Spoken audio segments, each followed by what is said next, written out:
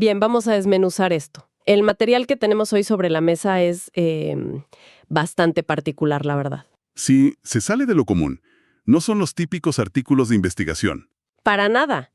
Ni notas de una conferencia. Es un compendio visual, una colección de cómics. Así es. Y lo curioso es que el tema central es la fisioterapia. Un campo que, bueno, solemos asociar con textos clínicos muy densos, ¿no? Totalmente. Pero estos cómics lo abordan desde una perspectiva radicalmente diferente. Son obras de estudiantes de fisioterapia del Instituto Universitario de Tecnología Elías Calixto Pompa, el IUTCP. ¿Mm? Entonces, la misión de esta exploración, digamos, es entender cómo una herramienta tan inesperada como el cómic puede transformar el aprendizaje de algo tan complejo como el cuerpo humano y su recuperación. Claro. La pregunta es, ¿puede una historia contada en viñetas ser un puente efectivo hacia el conocimiento científico riguroso? Esa es la pregunta. Y fíjate que lo fascinante aquí es la propia premisa del proyecto.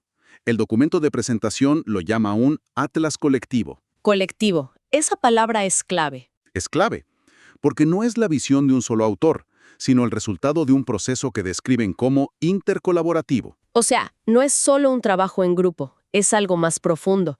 Se menciona que los estudiantes de varias secciones se apoyaron en 3 pilares. Exacto.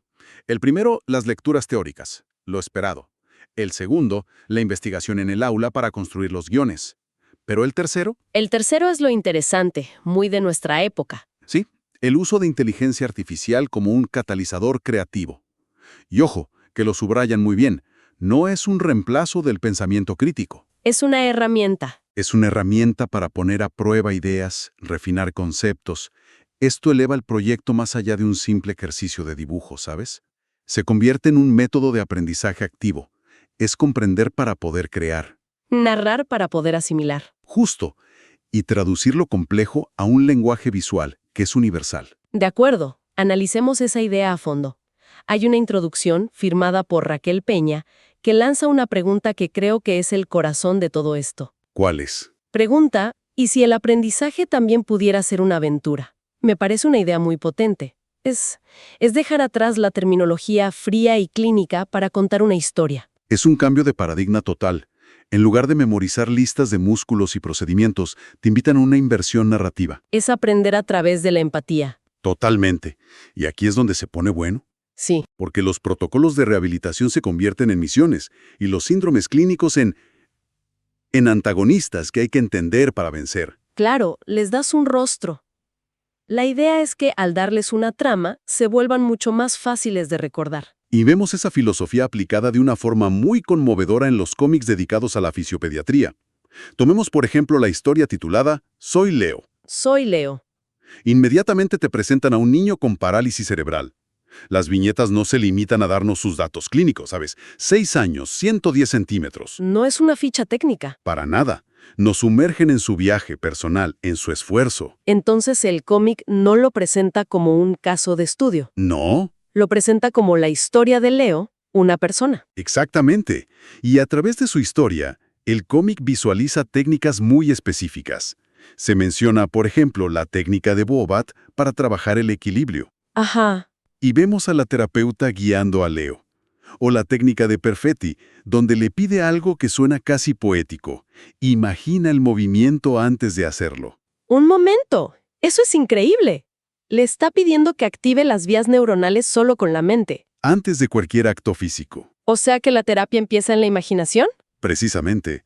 Y eso nos lleva al concepto científico clave que el cómic quiere enseñar, la neuroplasticidad. Claro. La idea fundamental de que el cerebro de Leo, a pesar de su condición, no es una estructura rígida. Puede adaptarse, puede crear nuevas conexiones. Aprender nuevos patrones de movimiento. Y el cómic lo resume de una forma brillante.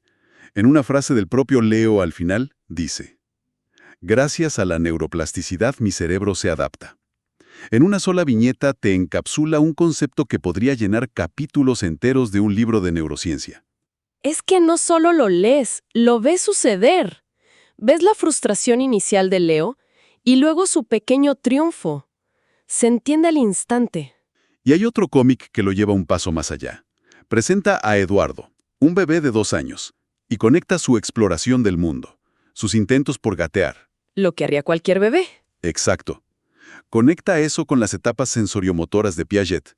O sea, el cómic te muestra que la fisioterapia no se trata solo de la condición física, sino de cómo apoya también el desarrollo cognitivo. Es una visión integral. Esa visión integral me parece fascinante.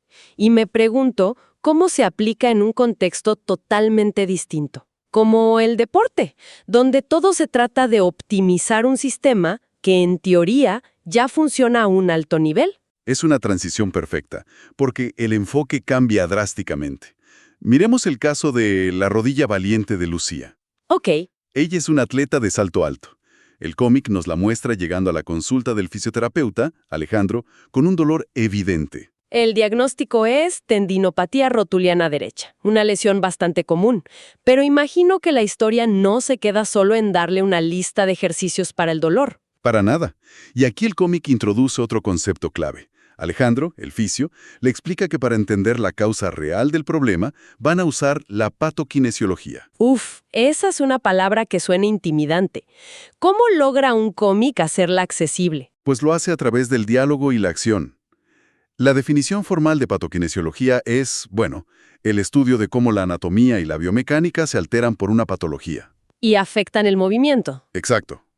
Pero en lugar de dar esa definición, el fisioterapeuta le dice a Lucía algo crucial.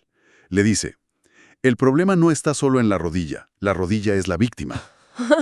Espera, la rodilla es la víctima. Eso sí que es un giro interesante. Suena que el cómic va a visualizar todo el proceso de diagnóstico, casi como un detective que sigue las pistas. Exactamente. Esa es la esencia. No te quedas en la escena del crimen, que es el dolor en la rodilla, sino que buscas al verdadero culpable. ¿Y quién era el culpable? El cómic muestra a Alejandro observando a Lucía saltar y detecta un valgo dinámico, que es cuando la rodilla se va hacia adentro, y debilidad en los músculos abductores de la cadera. De la cadera. Sí, el culpable no estaba en la rodilla, estaba más arriba en la cadena de movimiento. Un momento. ¿Me estás diciendo que para arreglar una rodilla, el tratamiento principal se enfoca en la cadera? ¿Cómo funciona esa conexión? Ahí está la clave. El cómic lo explica visualmente. La solución que propone Alejandro es el reentrenamiento sensoriomotor. ¿Qué es eso en términos sencillos? Es reeducar al cerebro para que envíe las órdenes correctas a los músculos de la cadera al momento de saltar, para que estabilicen la pierna y la rodilla no tenga que compensar y sufrir. Entiendo. Es ir a la raíz del problema. Exacto. Hay otro cómic sobre un jugador de básquetbol, también con tendinopatía, que me pareció genial por cómo estructura el proceso. Lo divide en 4 fases muy claras, basado en la teoría del movimiento continuo. Ah, sí. Un enfoque secuencial que es fundamental para la recuperación de tendones. El cómic lo hace increíblemente fácil de seguir. Totalmente. La fase 1 la muestran como modificar la carga. Se ven ejercicios isométricos, como sostener la pierna en una posición fija, para controlar el dolor. El primer paso es siempre calmar al tejido. No se puede construir sobre una base inflamada. Exacto. Luego la fase 2, ganar capacidad. El personaje está haciendo ejercicios isotónicos lentos y pesados, levantando peso. La idea es fortalecer la estructura del tendón. Construir los cimientos. Pero aquí me surge una pregunta. ¿Por qué es tan importante que esa secuencia sea tan estricta? ¿Qué pasaría si un atleta impaciente decide saltar directamente a la siguiente fase? Es una gran pregunta. Y la respuesta es que el tendón no estaría preparado estructuralmente para soportar esa carga. Sería como intentar correr un maratón sin haber entrenado.